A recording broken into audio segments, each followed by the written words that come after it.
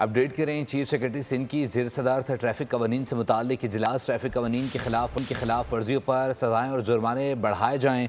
Update करें। DIG traffic और secretary transport के इजलास में ब्रीफिंग। ट्रैफिक इस्लाहात से मुताल्लिक़ मोटर व्हीकल ऑर्डिनेंस में तरमीम की मंजूरी। नए ड्राइवर्स के लिए ड्राइविंग कोर्स को लाजमी करने की तरमीम की तजवीज़। इजलास में फ़ीस लिस्ट टैक्स सिस्टम की तजवीज़, जबकि सिस्टम नंबर प्लेट की शनाख्त और स्पीड कैमरों से जुर्माने किए जाएंगे। जबकि इजलास में फेसलेस टिकट्स सिस्टम की तजवीज़ दी गई है। इस्लाहात के लिए चीफ सेक्रेटरी ने फ़ंड्स फराहमी की यकीन दहानी भी करा दी है। मज़ीद जान लेते हैं मोहम्मद काशान से। काशान, अपडेट कीजिएगा।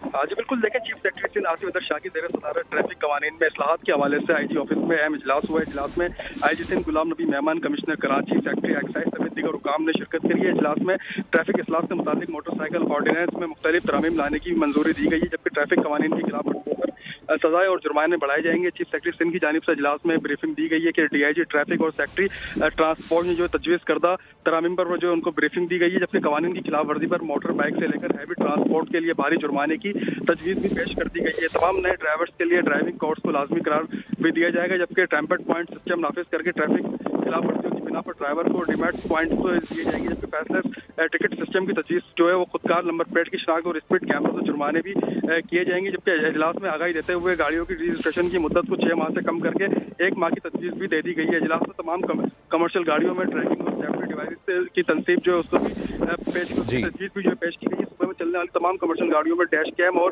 कैबिन कैमरे लगाने की भी सिफारिश की गई है। बहुत शुक्रिया अपडेट करने के लिए। सब्सक्राइब करें और बेल दबाएं ताकि कोई खबर रह न जाए।